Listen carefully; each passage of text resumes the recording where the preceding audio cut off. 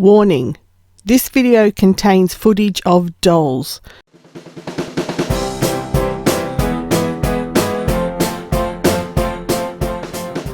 Hello and welcome to Middle-Aged Geek Girl. This is part 2 of my top 10 first Monster High doll repaints. Part 1 will be linked at the end of this video, so if you haven't watched that yet, there'll be an opportunity to do so at the end of this video. So in part 2, I'm covering dolls 6 to 10. So sit back and enjoy.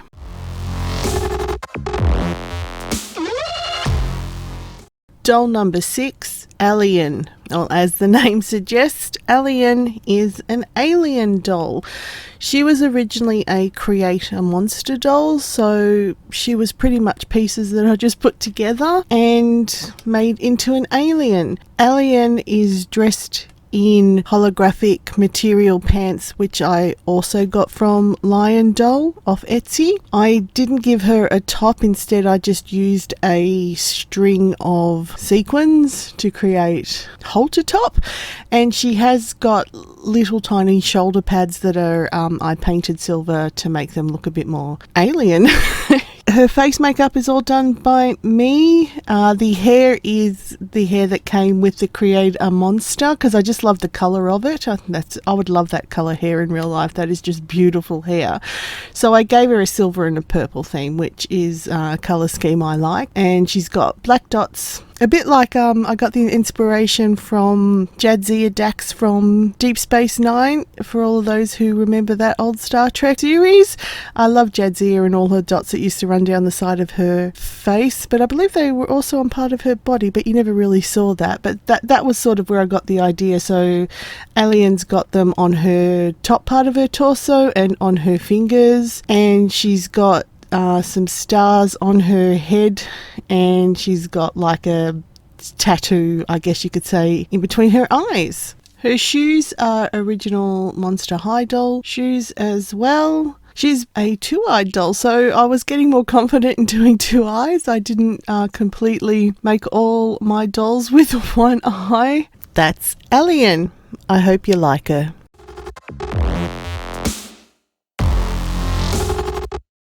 Doll number 7 is Ichiko Kuchisaki. Ichiko was originally a Draculaura doll, which I removed the original face makeup and kept her original hair. Now, Kuchisaki is a Japanese yokai, otherwise known as the slit mouth woman. She's a spirit lady who wears a surgical mask so you can't see her damaged face, and goes around and asks you, "Am I pretty?" Now, depending on your answer, depends on whether or not you survive. I won't give away too much. You can look up the details yourself. It is quite an interesting story, so check it out. So on to Ichiko. She's obviously got her slit mouth. She's wearing a beautiful kimono, which I picked up from Banggood.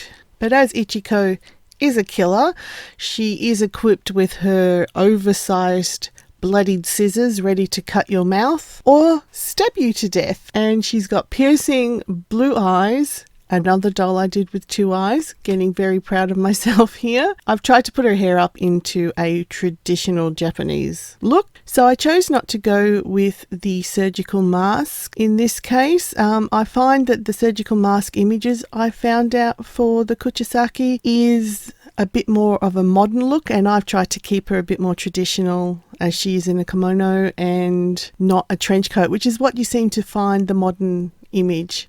But there has been a horror movie made, and I think that's where the modern image came from. And she also did appear in an episode of Constantine, so it is a well-known legend. There is Ichiko with her piercing blue eyes and slit mouth. I hope you like her.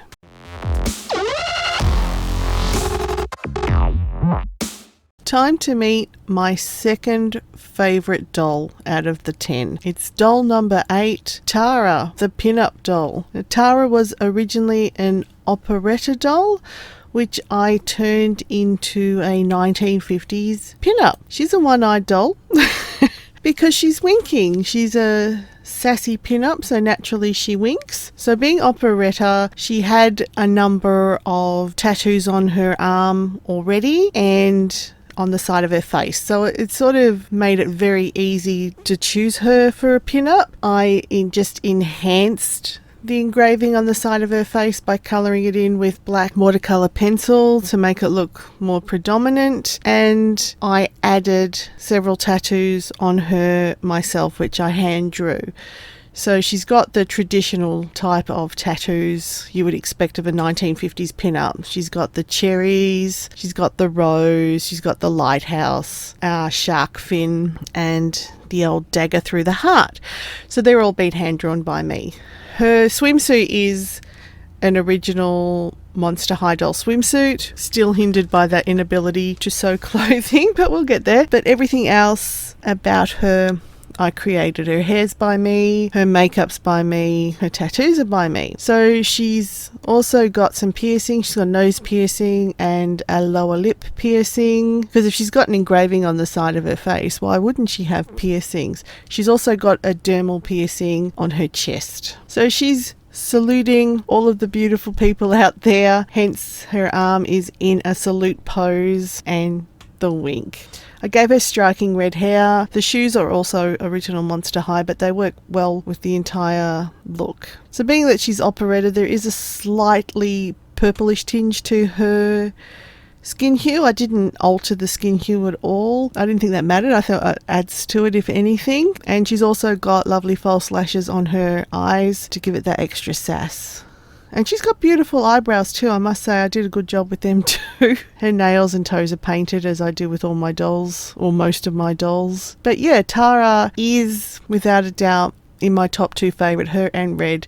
Very different type of dolls, very different themes to the dolls, but Tara, like Red, when I finished her, I just knew she was right. I just knew she was complete and absolutely fell in love with her. I hope to make, well, I most likely will make more pin-up versions in the future, because I love that 1950s pin-up look, the Betty Page era and the Gil Elvgren era of pin-ups. They're absolutely stunning, and if I can capture the dolls and make them in those images, then I'll be extremely happy. So what more can I say about Tara?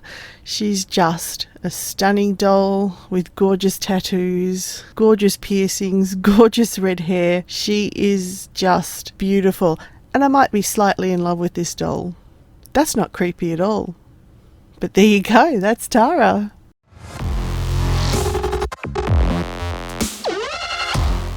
Doll number 9, Olva. Olva was originally a Claudine Wolf doll, which I removed everything, hair and makeup, and made her into another she-wolf warrior type character. With Olva, I made the clothes, and when I say made the clothes, it's pretty much glued on, no sewing involved, but the bird feathers have been attached to the lace band, which have created a beautiful skirt, and I've also sort of created a lace halter top for her.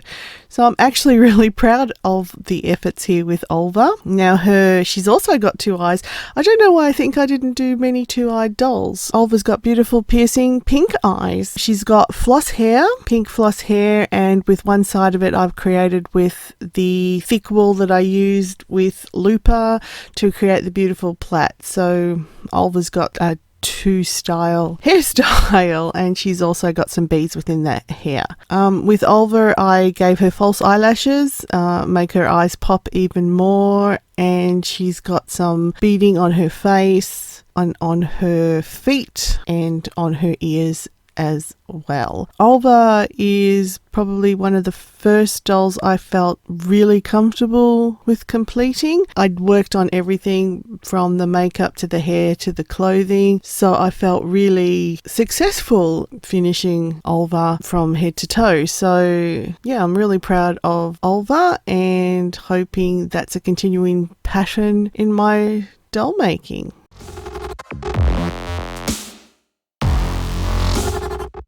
And the last but by no means least doll is doll number 10, Tempestus. Tempestus was originally a Rochelle Goyle doll, but I bought her secondhand without wings, so I had to find something to do with her without her wings, and I thought the name Tempestus comes from the ancient Roman goddess of storms, and that's exactly how I made my doll. As you can see, she is a lightning god or lightning goddess. I've created the look with lightning bolts or a storm running on her face, and I've given her eyes lightning bolt pupils as opposed to normal eyes. I also gave her beautiful, lovely long lashes. Now her hairstyle is a bit strange looking as it's designed that way. So she's got beautiful purple hair, but being that she's the goddess of sudden storms, as lightning rains from her head,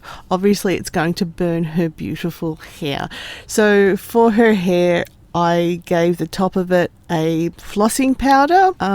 So on top of her head is flossing powder where all the beautiful purple hair has been burnt away from constant lightning bolts. This also explains her clothing or lack of clothing, being she's quite stormy. She's got ripped pants with some beautiful glitter on them, and her top is just made from glitter as well. It's just basically burnt onto her is the idea because of all of the power from the lightning. But she does have a beautiful pedicure and manicure because no matter the circumstances, there's no excuse for poor nails. Once again, she's a two-eyed doll, and this time I even did a little bit more details with the eyes, in the sense I made sure that the pink corners of your eyes and the bottom eye line showed. So increasingly I keep getting more confident with these eyes. So that's Tempestus, the goddess of sudden storms. That's my 10 first Monster High doll repaints. Thank you for watching. I hope you enjoyed it. I'd love to hear your comments on what your favourite doll was, or any suggestions you have for making dolls, or even if you are a doll customizer.